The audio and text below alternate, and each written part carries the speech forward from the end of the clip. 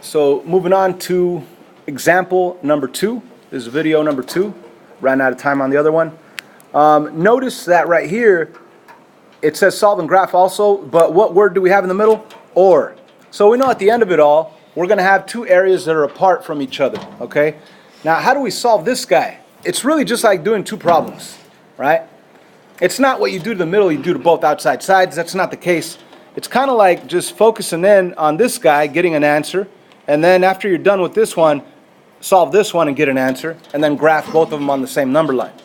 So, let's start with the left one. How could I solve that inequality, ignoring the other one? Just let's focus in on this one. How do I start solving? Subtract 8, Subtract 8. What do I have left? Negative 2x less than negative 6. And then? Divide by negative 2. Divide by negative 2. I will have x is greater than. Thank you. I messed up. When you divide by a negative, you have to flip that inequality symbol and it becomes 3. So x is greater than 3 is one answer. And I'm not going to completely box it in. Let's go and do the other one. And the other one, again, we're going to add 2 and add 2. And we're going to have 5x is less than what? 10. Next step would be to divide by 5. Divide by 5. Notice I'm not dividing by a negative, so nothing's going to flip. Stays the same. X is less than 2. So this is my answer. But let me actually write the answer nice all together. So I have this answer over here. I have this answer over here. Let me just write the word or right between it. And let me bring this one down. X is less than 2. Let me box it all in. So here's my complete answer as a compound inequality. Of course, the answers are separate with the word or. Why? Because they were originally separate with the word or, so I just brought the or down. But I do have my two individual answers. Now, when I go to a number line, now I don't have one here. Let's all draw a quick sketch of a number line. So we need to have the numbers 2 and 3 in it. Okay, so let's go 1, 2, 3, 4, 5, 0, negative 1. Okay, so there's our number line. Are we going to have open dots or solid dots, or both? What do we have? Open on both, right? So on the x is greater than 3, that's going to be an open dot. And on the x is less than 2, it's also going to be an open dot. Now, let's talk about the x is less than 2. Less than, is that to the left or to the right? To the left. Less than is to the left. And how about the other one that says x is greater than 3? That's to the right. Greater than is to the right. And notice, like we originally said, when you have the word or separating inequalities, your areas are going to be apart. Why is that? Because it's either going that way or that way. Either going this way or this way. Keyword or. Okie doke. Let's go to the last one down here. Solve and graph. Now right here we have the word and. Let's see what happens. And let's see how this works out with the word and. So let's focus in on the left one. Let's solve it. We're going to go plus 4. Plus 4. You're going to have 2c is greater than negative 2. What do I do next? Divide by 2. Divide by 2. And we have a final inequality. C, do I flip the symbol or keep it? Keep it. Negative 1. So there's one answer. C is greater than negative 1. I might as well circle it. I could write it together with the word or later. I mean, if it's an or. Actually, this is an and. Oh, it's getting confusing. That's definitely not an or. I'm just going to leave that answer there. We'll deal with it later. Let's solve the right side right now. Let's solve this one. Subtract 1. Subtract 1. You will have 3c is less than 12. Final step would be to do what? Divide by 3. Divide by 3. C is less than 4. And let's circle that one right there. Okay, so we need to solve and graph, and notice this word is not the word or. So are the areas going to be apart? They are not going to be apart. Okay, they are not going to be apart. We still need to find out what's going to happen here. Let's go to a number line, a quick sketch. And we need the numbers -1 and +4.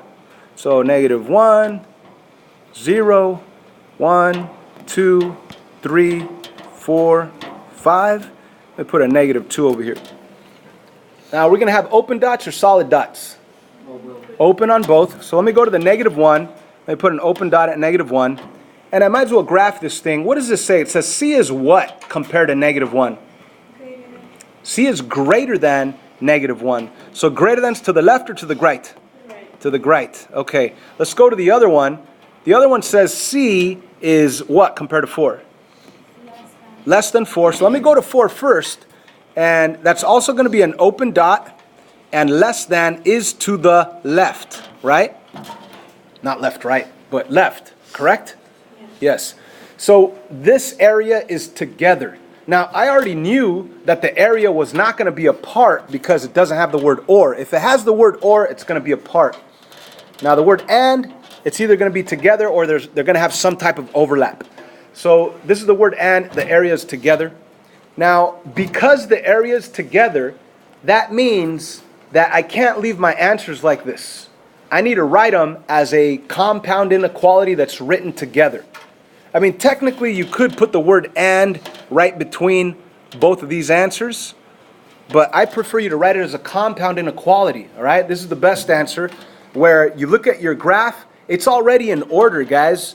The -1 is on the left side, it's smaller. The 4 is on the right side, it's greater. So all you got to do is put an X right in the middle, put your -1 on the left side because it's smaller, put your 4 on the right side because it's greater, and then what kind of symbols are you going to put in between them? Less than symbols. And after that, all you got to do is determine whether it's a solid dot or open dot. These are open dots, so you're good. Now, once again, why am I so sure that I'm putting less than symbols? Because if it's already in order on a number line, then your greater numbers have to be on the right. So the 4 has to open up on the 4 because it's greater than X. And X is going to be greater than -1. Any numbers on the left are going to be smaller. Any numbers on the right are going to be greater. So you just put those less than symbols and you are good. Does that make sense? All right. So I think we're ready for the homework. So looking at the homework, and I noticed that the homework does some weird things, the printout. Now, I said that if the inequality is written together, it's going to be an area that's together. And that's true, right? So this guy has a solid dot at -4. This guy has a solid dot at +1. And the area will be together. So you could, I mean, that's your answer, okay?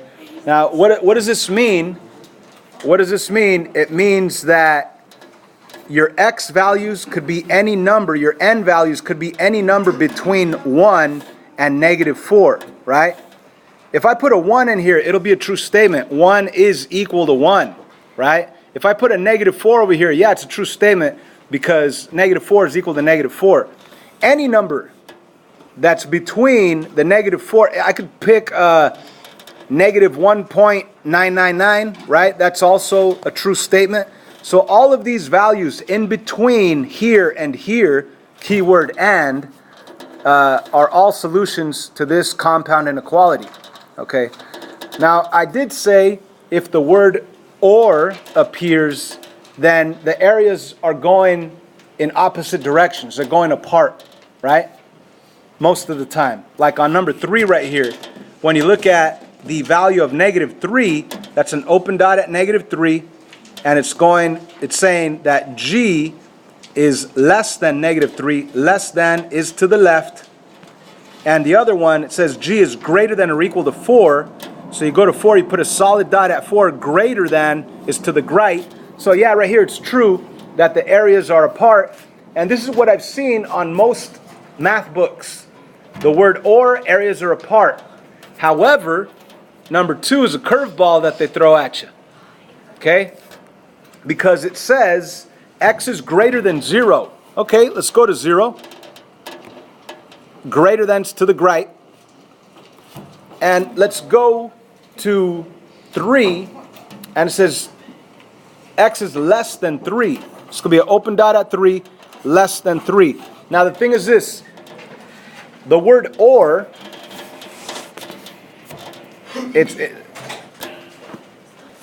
let's really understand the word or the way they use it here. Let's say I had a dice, right, or a die. And I tell you, I'm going to pay you guys $20 if it lands on the number 2 or 5. What do you want it to land on? 2 or 5, right? Either one is good. So when we look at x is greater than 0, you're looking at any number that's greater than 0, and that really does continue forever this way. It could be 100, it could be 1,000, it could be a billion, right? Now, when you look at this guy, x is less than 3. Well, yeah, less than 3 is to the left, but it doesn't stop right here because these guys are all less than 3 also. So what really happens is that it's really to the left and to the right forever. So this guy right here, this compound inequality really represents x being all real numbers. Okay? I wouldn't do that to you. I like saying that the word or is going to be areas that are apart, but technically it could also mean opposite directions, right? Now, if it's written together, once again, let me go to number 3 that we already went over. No, I'm sorry, number 1 that we already went over. This is saying that your n values have to be in between -4 and 1. In between here. You can't go further out. You can't go further out. Only in between because the n is in between both of them. But the word or means that they're going to be pointing apart from each other. Or technically, they're going in opposite directions. This one's going to the left. This one's going to the right. Now that was true over here on this guy. The word or, the blue one was going to the left. The red one was going to the right. They're going in opposite directions. But it's just a little more confusing because it goes on forever. I don't know. Did I confuse you guys or help you guys? Help, except for a couple of you. A couple of you are confused. Okay, let's go to writing some compound inequalities. Let's do number 5 and 7. Number 5. So on number 5, we really do have the inequality x is less than or equal to -3. And we also have the inequality x is greater than or equal to 3. And the areas are apart, so let's just put the word or in between it and you're done. Now, number 7, the areas are together. So it's as simple as this. Put down the left number, put down the right number, put the x in the middle, and put less than symbols on both of them.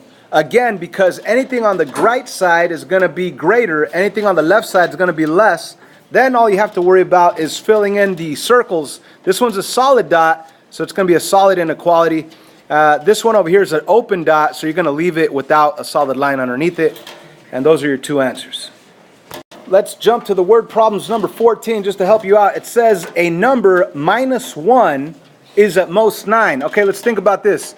A number, let's think about it. A number -1 is at most 9. It has to be less than or equal to 9. And then it says, or 2 times the number is at least 24. So that would just be or 2 times the number is at least 24. That means it's greater than or equal to 24. Now, the number 13, that's a compound inequality where it says 2 times the number plus 1 is greater than 5. So 2 times the number plus 1 is greater than 5. And it says and less than 7.